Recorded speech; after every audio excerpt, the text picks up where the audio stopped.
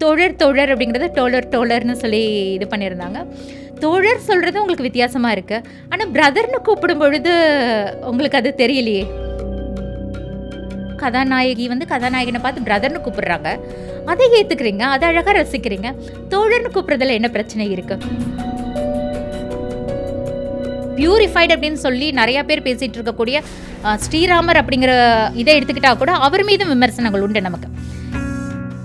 ஏன் மனைவியை விட்டுட்டு போனார், ஏன் இப்படி பண்ணார், ஏன் சந்தேகப்பட்டார், இந்த மாதிரியான விமர்சனங்கள் உண்டு. காந்தியடிகள்னு எடுத்துக்கிட்டாலும் விமர்சனங்கள் உண்டு. இயேசு பிரான் நீங்கள் பேசுனீங்கனாலும் இயேசு பிரான் மீதும் விமர்சனங்கள் உண்டு.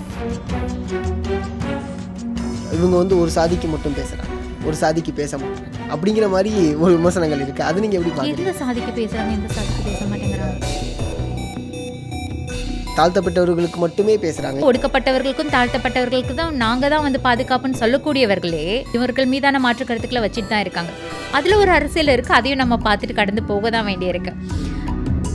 இதில் முந்திரி காடுகள் காமிக்கிறேன்னு தான் நினைக்கிறேன். அதை பற்றி நான் நினைக்கிறேன். முந்திரி காடுகளுடைய வாசம் தானே முழுக்க வீசுச்சு.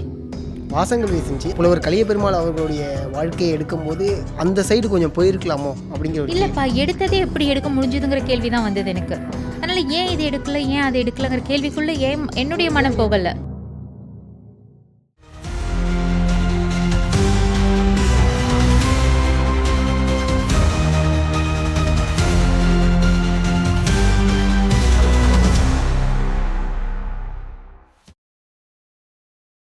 செங்கலம் நேயர்களுக்கு வணக்கம். இன்றைக்கி நம்ம கூட யார் இருக்கா அப்படின்னா ஊர்மிளா வள்ளுவன் தான் இருக்காங்க. வணக்கம் மேம், எப்படி இருக்கீங்க? வணக்கம், நான் நலமாக இருக்கேன். நீங்கள் எப்படி இருக்கீங்க? நல்லா இருக்கேன் மேம். அதாவது விடுதலை 1க்கு அப்புறம் விடுதலை 2 இப்போ சந்திக்கிறோம். விடுதலை 2 எல்லாருக்குமான எதிர்பார்ப்பு கூடிய ஒரு படமாக தான் இருந்துச்சு. ஏன்னா விடுதலை 1 கேள்விகள் அதிகமாக இருந்துச்சு, விடுதலை 2 அதுக்கான பதில் கிடைச்சிருக்கு அப்படின்னு நான் நம்புகிறேன். நீங்கள் சொல்லுங்கள். ஏன்னா புலவர் கலிய பெருமாள் அவர்களுடைய பேத்தியாக இருந்திருக்கீங்க, அவங்களோட ட்ராவல் பண்ணியிருக்கீங்க, புத்தகம் தொகுத்து இருக்கீங்க. அப்படிங்கும்போது உங்களுக்கு இந்த படம் எப்படி இருந்துச்சு? எப்பட்றான்னு இருந்துச்சு.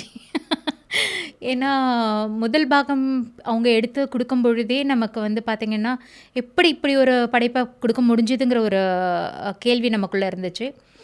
2வது பாகம் வர்றதுக்கு இடையில் இவ்வளவு பெரிய இடைவெளி எடுக்கும் பொழுதே நிச்சயமாக அது வெளியே வர்றதில் சிக்கல்கள் இருக்கும், அதனால் நிறையா மாறுதல்கள் இருக்கும் அப்படிங்கிற மாதிரியான ஒரு எண்ணம் தான் நமக்கு இருந்தது. ஆனால் உள்ளே போய் படத்தை பார்க்கும்பொழுது ஒவ்வொரு நொடியும் ஒவ்வொரு அசைவுலேயும் வந்து பார்த்திங்கன்னா இந்த குடும்பத்தோடு பயணித்த அந்த நாட்கள் அதெல்லாம் ரொம்ப அசை போட முடிஞ்சது.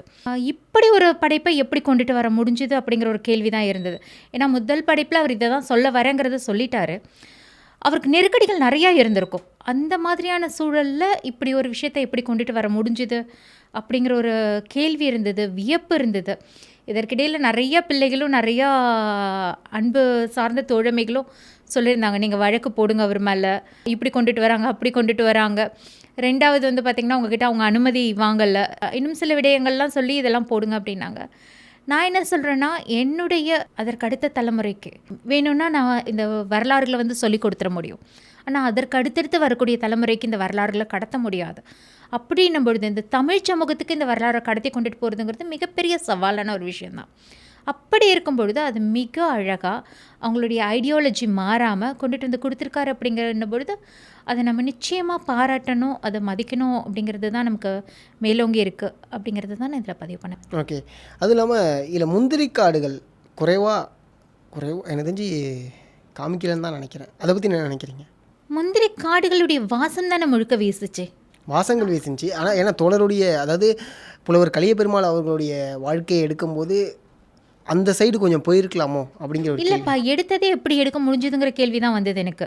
அதனால் ஏன் இது எடுக்கல, ஏன் அதை எடுக்கலங்கிற கேள்விக்குள்ளே ஏன் என்னுடைய முழுமையாக ஏற்றுக்கிட்டீங்க. இயலாமை நம்மக்கிட்ட இருக்கும் பொழுது ஒருவர் இவ்வளவு பெரிய படைப்பை கொடுத்துருக்காரு அப்படின்னா நம்ம அதை ஏற்றுக்கிட்டு தானே ஆக வேண்டியிருக்கு. 2வது வந்து பார்த்திங்கன்னா வளரக்கூடிய ஒரு இடத்துல இருக்கார், வெற்றி வளர்ந்துட்டு இருக்கக்கூடிய ஒரு இடத்துல இருக்கார்.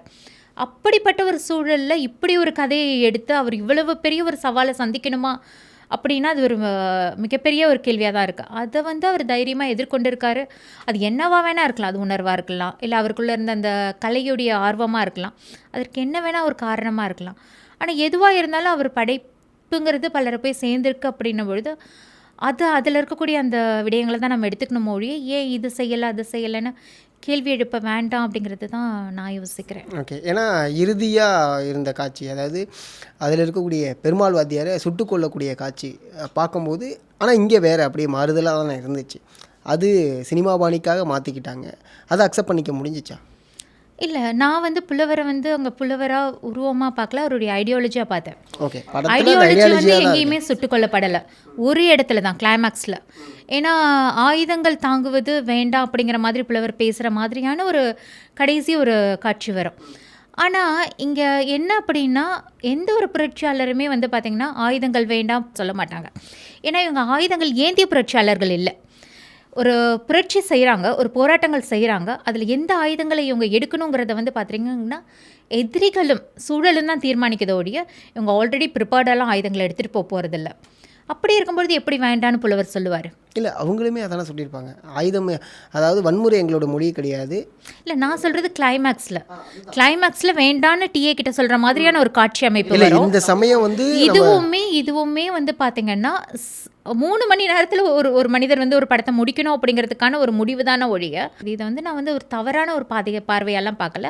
ஆனால் அந்த இடத்துல மட்டும் அவங்களுடைய ஐடியாலஜி மாறிச்சு.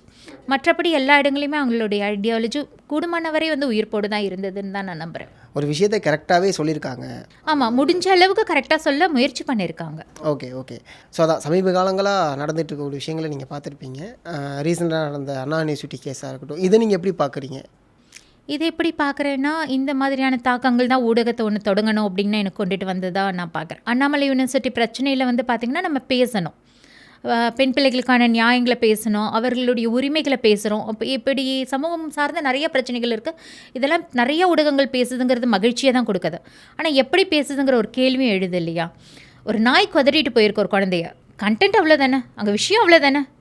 ஒரு நாய் வந்து கொதறி இருக்கு ஒரு குழந்தைய, அப்போ அதுலேருந்து எப்படி வெளியில் வரணும்? அம்மா அதுலேருந்து வெளியில் வாடா, வெளியில் வரதுக்கு இந்தந்த முறைகள் இருக்குது, நீ எழுந்திரிச்சு வான்னு அந்த குழந்தைய கூப்பிட வேண்டியது ஒரு முறையாக தான் இருக்கணும். ஆனால் அப்படி இல்லாமல் இவங்க என்ன பண்ணுறாங்கன்னா, எப்படி கொதறிச்சு, எங்கெங்கே கொதறிச்சு, ஏன் கொதறிச்சு, எப்படியெல்லாம் கொதறும் பொழுது இந்த குழந்தை என்னெல்லாம் செஞ்சா, இது தேவையா? என்ன சொல்ல வரீங்க? பாதிக்கப்பட்ட குழந்தையை என்ன மாதிரியான மனநிலையில் கொண்டுட்டு போய் தள்ளுறீங்க? இது ஆதரவு கொடுக்குறோம் அப்படின்னு நினச்சிட்டு நம்ம பேசக்கூடிய விஷயம் வந்து பார்த்திங்கன்னா, பாதிக்கப்பட்டவர்களை எப்படி கொண்டுட்டு போய் அவங்கள இது பண்ணுது அப்படிங்கிற ஒரு விஷயத்தை பார்க்க வேண்டியிருக்கு. ரெண்டாவது, இது பேசுகிறவங்களுடைய தவறா அப்படின்னு பார்த்தா, இது பேசுகிறவங்களுடைய தவறுன்னு மட்டும் நம்மளால் உள்வாங்க முடியல. ஏன்னா இப்படி பேசினா மட்டும்தான் இன்றைக்கி மக்கள் பார்க்குறாங்க, ஒரு கைண்ட் ஆஃப் ஆடியன்ஸ் இருக்காங்க அப்படிங்கிற மாதிரியான ஒரு மனநிலையை வந்து கொண்டுட்டு வந்து வச்சுட்டாங்க. அப்படின்னும்பொழுது வேறு வழி இல்லாமல் இப்படி பேச வேண்டியிருக்கு அப்படின்னு சொல்லி சிலர் தரப்பில் சொல்லலாம். ஆனால் அது வந்து அடுத்தடுத்த கட்டத்துக்கு கொண்டுட்டு போகும்பொழுது ஒரு ஆரோக்கியமற்ற சமூகத்தை தான் இது கொண்டுட்டு போய் சேர்க்கும். அப்படி இல்லாமல் இதை இன்னும் ஆரோக்கியமாக எப்படி கொண்டுட்டு போய் சேர்க்கணும் அப்படிங்கிறதுக்கு, அப்படியான ஒரு போராட்டத்துக்கு தான் அப்படி ஒரு ஊடகத்தை தொடங்கணும் அப்படின்னு நம்ம நினச்சது. இன்றைக்கி அண்ணா யூனிவர்சிட்டி பிரச்சனையை பேசுகிறோம். இதற்கு முன்பு அண்ணா நகரில் ஒரு பிரச்சனை போச்சு. அதில் நடந்தது மிக கொடுமையான ஒரு விடயம். ஏன்னா ஒரு காவலர்களே தனக்கு நீதி கேட்க போனவங்கள வந்து அவங்கள வந்து எவ்வளோ பிரச்சனைக்கு உட்படுத்தினாங்க அப்படிங்கிறத நம்ம பார்த்தோம். அந்த நேரங்கள்லாம் இவ்வளவு குரல் வரல, இவ்வளவு சோஷியல் மீடியாக்கள் வந்து இந்த அளவுக்கு அதற்காக கதறல. அது மட்டும் இல்லை, நிறைய விஷயங்கள் நடந்து அது எதுவுமே தினம் நடக்குது, தினம் 1000 விடயங்கள் நடக்குது. அப்படியெல்லாம் இருக்கும் பொழுது அதெல்லாம் வெளியில் வருதுன்னா அதனுடைய தாக்கம் வந்து ஏதோ ஒரு இதுவாக தான் இருக்குது அப்படின்னு யோசிக்க வேண்டியிருக்கு. இங்கே ஒவ்வொரு நாளும் பெண் பிள்ளைகளுக்கு பாதுகாப்பு இல்லாமல் தான் போயிட்டுருக்கு. அப்போ அது பாதுகாப்பு கொடுக்கக்கூடிய விடயமாக நம்ம என்ன செய்யணும் அப்படின்னு பார்க்கணும். இந்த விஷயத்தை, அண்ணா யூனிவர்சிட்டி விஷயத்தை பொறுத்த வரைக்கும் நம்ம இன்னும் பெருமைப்பட வேண்டிய ஒரு விஷயம் என்னென்னா, அந்த பெற்றோருடைய ஒரு சப்போர்ட். ஆமாம். ஏன்னா அன்னைக்கு அவங்க குரல் கொடுக்கல அப்படின்னா இன்னும் எத்தனை 1000 பிள்ளைங்க அதில் பாதிக்கப்பட்டிருப்பாங்கன்னு நம்ம சொல்லவே முடியாது. இன்னும் பல 100 குழந்தைங்க அதில் பாதிக்கப்பட்டுக்கிட்டே தான் இருப்பாங்க. ஏன்னா அவர் குற்றவாளி சம்மந்தப்பட்ட ஒரு நபரே சொல்கிறாரு, இன்றைக்கி ஒரு புது பேட்டி வந்திருக்குன்னு சொல்கிறாங்களாம். அவங்களோட இந்த வாட்ஸ்அப் குரூப் பிள்ளைண்டில் வந்து அவங்க அனுப்புறது எப்படி அனுப்பிப்பாங்கன்னா, இன்றைக்கி ஒரு புது பேட்டி வந்திருக்கு, ஒரு கோட் வேர்ட் போட்டு அனுப்புகிறாங்க அப்படின்னு சொல்கிறாங்க. அப்போ பெண் பிள்ளைகளுடைய நிலையை இவங்க எந்த அளவுக்கு கொண்டுட்டு போயிருக்காங்க, எத்தனை 1000 குழந்தைகள் இதில் பாதிக்கப்பட்டிருக்காங்க, எங்கெங்கே பாதிக்கப்பட்டு இருக்காங்க, இது வெளியில் சொல்ல முடியாமல் எத்தனை குழந்தைங்க கஷ்டப்படுறாங்க. அதெல்லாம் மீறி ஒரு குழந்தை வெளியில் சொல்லும் பொழுது இந்த சமூகம் என்ன கேட்கும், மற்றவங்க என்ன கேட்கும்னு அப்படி யோசிக்காமல், உனக்கு நடந்த பிரச்சனை யாருக்கும் நடக்கக்கூடாது அப்படின்னா இதை நம்ம வெளியில் கொண்டுட்டு வரணும்னு அந்த பெற்றோர்கள் எடுத்த முயற்சி அப்படிங்கிறது உண்மையாகவே வணங்கத்தக்கது. ரெண்டாவது, அந்த குழந்தைக்கு நான் சொல்லக்கூடிய ஒரு விடயம் என்னென்னா, எழுந்திரிச்சு வாடா, ஒரு நாய் கடிச்சிருக்கு அவ்வளோதான், அது ஒன்றை கடிக்கல, 1000 பேர் கடிச்சிருக்கு. இயல்பாக வெளியில் போகிற எல்லாருக்குமே வந்து பார்த்திங்கன்னா இது நடக்கக்கூடிய ஒரு விஷயந்தான். இன்றைக்கி ஒன்று பேசும் பொருளாக ஆக்கியிருக்காங்க, அவ்வளவுதான ஒழிய இதில் நீ வந்து வருத்தப்படுறதுக்கு ஒன்றுமே இல்லை. நிறைய பேர் அந்த குழந்தை மேலே வச்சு குற்றச்சாட்டு என்னென்னா, ஏன் இந்த பொண்ணு வந்து அத்தனை மணிக்கு மேலே போனாங்க அப்படின்ட்டு. சரி, நம்ம சங்க காலங்கள்லேருந்து பார்க்க போனோம்னாலே காதலுடைய க்ரைட்டீரியா அப்படின்னு சொல்லுவோம்ல, ஒரு வரையறைன்னு பார்த்தா இப்படி தான் வருது. அதனால் ஏன் அந்த பொண்ணு போச்சு, அது போனது சரியா தவறா அப்படிங்கிற விவாதத்துக்குள்ளே போகிறதுல எனக்கு விருப்பம் இல்லை. ஏன்னா நானும் 2 பெண் பிள்ளைகளுக்கு தாய் தான். ஏன் பொண்ணு போயிட்டு வந்தால் போயிட்டு வாமா அப்படின்னு சொல்ல போகிறதில்ல. நானும் தொடப்பு கட்டியை தூக்கிட்டு நிற்பேன். ஏன் அப்படின்னா அந்த பிள்ளைகளுடைய பாதுகாப்பு இருக்காங்க, அந்த பிள்ளைகளுடைய எதிர்காலத்தை மனசில் வச்சுக்கிட்டு ஒரு பெற்றோர் இதை பேசுகிறது தவறில்லை. ஆனால் பாதிப்புக்கு உள்ளாயிட்டேன் அப்படின்னு ஒரு குழந்தை சொல்லும் பொழுதும் இந்த விஷயத்தை வெளியே இந்த மாதிரியான விஷயங்கள் சமூகம் பேசுறதுங்கிறது மிகப்பெரிய தவறு தான்.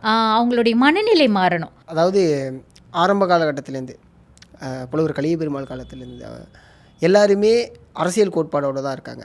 இப்போ இருக்கக்கூடிய அரசியல் சூழல் எப்படி இருக்குன்னு நினைக்கிறீங்க? இப்போ இருக்கக்கூடிய அரசியல் சூழல் எப்படி இருக்குன்னா, அப்பா அவர்கள் அரசியலில் இருக்கும் பொழுது அடிக்கடி வந்து பார்த்திங்கன்னா யாரையாவது ஒருத்தவங்களை வந்து சரி இன்னாருக்குன்னு உதவி செய்வார். அந்த நபர்கள் வந்து அரசியலில் போய் நாற்காலியில் உட்காரும் பொழுது அவங்க வந்து எதிர்வினை ஆற்றுவாங்க, இவங்க திருப்பி எதிர்ப்பாங்க. இதுவே ஒரு இதுவாக போயிட்டுருக்கோம். நான் அப்போ கேட்பேன், அப்போ குழந்தை தானே, நான் சிறு குழந்தை தானே, அப்போ அந்த அளவுக்கு அரசியல் புரிதல் இருக்கிறதுங்கிறது கடினம் தானே. அப்போ நான் அவங்கக்கிட்ட கேட்பேன், ஏன்ப்பா நீங்கள் வந்து ஒவ்வொருத்தவங்களையும் ஆதரிச்சுட்டு இப்படி தேவையில்லாமல் பண்ணிகிட்டு இருக்கீங்க, இதுக்கு நீங்கள் போய் உட்காந்துட்டிங்கன்னா மற்றவங்களுக்கு நீங்கள் ஆதரவு கொடுக்கறதுக்கு பதிலாக நீங்கள் போகிறதுக்கு முயற்சி பண்ணிங்கன்னா இந்த மாதிரியான பின்னடைவுகள் வராதில்லை அப்படின்னு சொல்லுவேன். அப்போ அப்பா சொன்ன விடயம் என்னென்னா, அம்மா ஒருத்தவங்களை கேள்வி எழுப்பணும். நான் போய் அந்த இடத்துல உட்காந்துட்டேன்னா என்ன கேள்வி கேட்கக்கூடிய அந்த திறன்கிறது நிறைய பேர்கிட்ட இருக்காது. ஐயா உட்காந்துருக்காருங்கிறதுனாலே கேள்வி கேட்காம போயிடுவாங்க. அப்போ வந்து நான் என்ன பண்ணுறேன் ஏது பண்ணுறேங்கிறது எனக்கு புரியாது. கேள்வி கேட்கக்கூடியவர்கள் வந்து இருக்கும் வரைக்கும் தான் ஆட்சி வந்து சரியாக இருக்கும் அப்படின்ற மாதிரி அப்பா பேசுனது பசுமர தாணி மாதிரி இன்னும் நினைவில் இருக்குது. இதில் என்ன நம்ம புரிஞ்சிக்க வேண்டியிருக்குன்னா, விமர்சனங்கள்ங்கிறது ஒரு கூர்மையான ஆயுதங்க. எப்படி வைக்கிறோங்கிறதுல இருக்குது. இன்றைக்கான விமர்சனங்கள் அப்படி தான் வைக்கப்படுதானா இல்லை, போகிற போக்கில் ஏதோ ஒரு விஷயத்தை பேசிட்டு போகிறாங்க. அந்த மாதிரியான விமர்சனங்கள் வந்து பார்த்திங்கன்னா நம்முடைய நிலையை வந்து ரொம்ப தாழ்வாக கொண்டுட்டு போகுதோ அப்படின்னு தான் நான் பார்க்குறேன். இன்றைக்கி ஆளுங்கட்சியாக இருக்கிறத விட எதிர்கட்சி வந்து வலிமையானது. ஓகே, ஏன்னா புதுசாக ஒரு கட்சி கூட வந்திருக்கு. எந்த கட்சி சொல்கிறீங்க? தமிழக வெற்றி கழகம். விஜய் அவர்கள் புதுசாக கட்சி துவங்கியிருக்காங்க. அது இன்னும் களத்தில் இறங்கலைனாலுமே அதனுடைய கோட்பாடும் அதனுடைய அறிக்கையும் வெளியிட்டுட்டாங்க. அதை பற்றி நீங்கள் என்ன நினைக்கிறீங்க?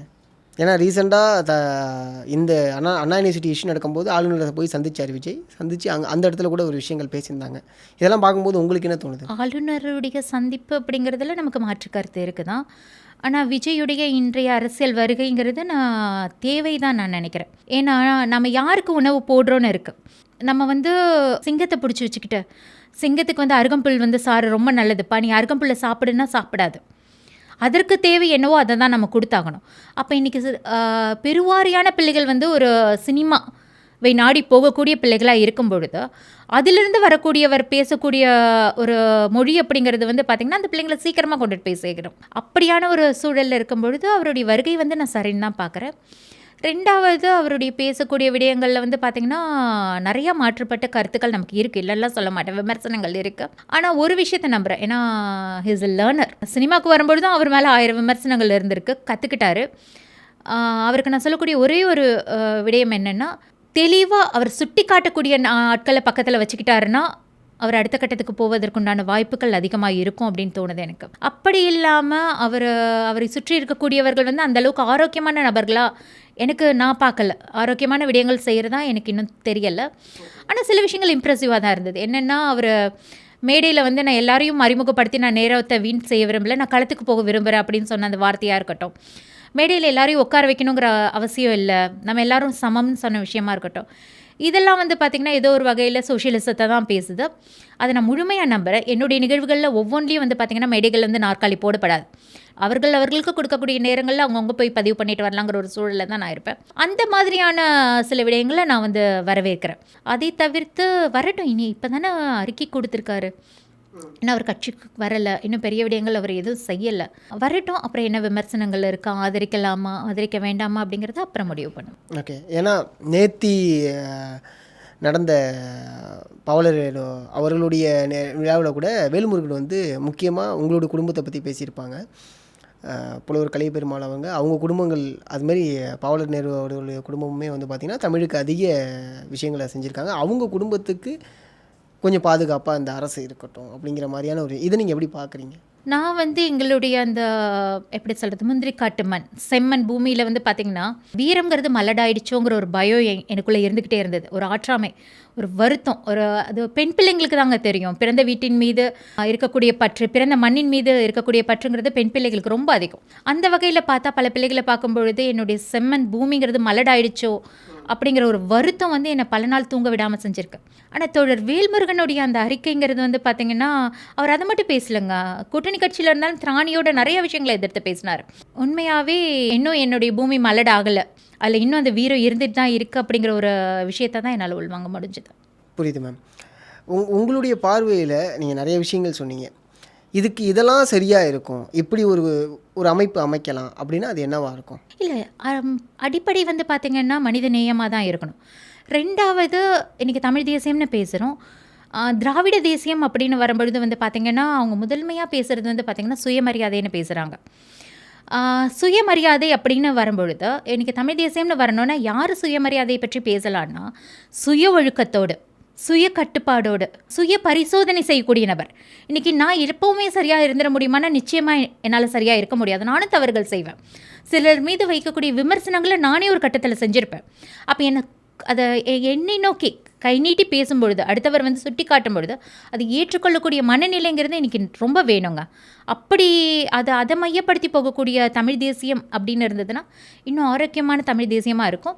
அப்படிப்பட்ட அரசியல் தான் வந்து பார்த்திங்கன்னா தமிழருடைய அறத்தையும் அவங்களுடைய மரபையும் பேசும்னு நான் நம்புகிறேன். ஏன்னா எல்லாருக்குமே எனக்கு தெரிஞ்சு ரொம்ப நாளுக்கு அப்புறம் சோஷியல் மீடியாவில் புதுவெளியில் சிவப்பு கொடியை ஏற்றுறதா இருக்கட்டும், சிவப்பை பற்றி பேசுகிறதா இருக்கட்டும், கம்யூனிசம் பேசுகிறதா இருக்கட்டும், மார்க்சியம் பேசுகிறதா இருக்கட்டும், விடுதலைக்கு அப்புறம் அதிகமாகிருக்குன்னு நான் நம்புகிறேன். உங்களுக்கு அது தோணுதா? இல்லை, கரெக்ட் தான். ஆனால் எப்படி போய் சேர்ந்துருக்கு அப்படிங்கிற ஒரு விஷயம் இருக்குது இல்லையா? படமாக வந்து விமர்சனங்கள் வேறு. நான் படத்தோடைய விமர்சனத்தை இல்லைப்பா, நான் விமர்சனத்தையும் ரசிக்கிறேங்கிறேன். இல்லை, படமாக பார்க்கக்கூடிய விமர்சனங்கிறது வேறு. படம் ஸ்லோவாக இருக்குது, பேசிக்கிட்டே இருக்காங்க, அது வேறு. அந்த விமர்சனத்தை நான் இதுக்குள்ளே கொண்டே வரல.